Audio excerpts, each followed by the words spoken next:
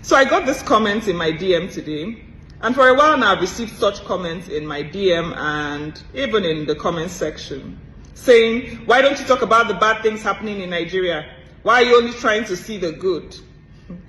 And I'll tell you what, because I understand that nation building is not far from personal development. I, as well as you, have weaknesses, you have struggles, you have strengths. So does Nigeria. So does your family. So does your business. So does your organization.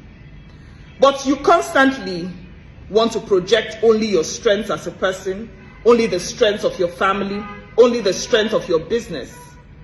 But you hide, you manage, you fix, and you outsource your struggles and weaknesses.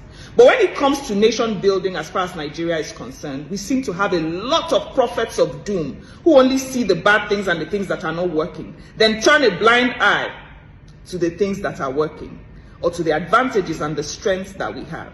And before you say, there's nothing good in the country does not have any strength, let me answer you. Some of our greatest strengths I've categorized into two: our human and natural resources. Do with that information what you may. Then we're also very quick to compare Nigeria to other countries. Look at this country, look at that country, without comparing it or without understanding the peculiarities, the histories, the diversity, the complexity, the population. Because whether you like it or not, Nigeria is one of the most complex nations on earth. But yet you don't want to compare oranges to oranges. You don't want to compare your children. You go about saying, no, don't compare kids. They are special. Everybody is different. You don't want your spouse to compare you. You don't want your parents or anyone to compare you to another. You don't want your business to be compared to a succeeding business. Neither do you want your family. But when it comes to Nigeria, you compare it to every other country. Now, before you start comparing Nigeria to another country, compare yourself to your peers and make sure that it has the same peculiarities in terms of process of growth and all of that. Nigeria will not grow or be built with this constant tearing down.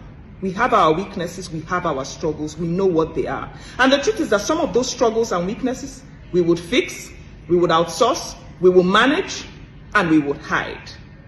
What matters is, what are our strengths and what are we doing about them? Those ones we will build on. Those ones we will project, just like we do in our personal and professional lives. You do not expect this country to grow when all you do, or the loudest voices of its citizens, are of destruction, are of negativity. But suddenly you expect that if you put one person or anybody in power, everything is going to change, when you have the wrong mindset.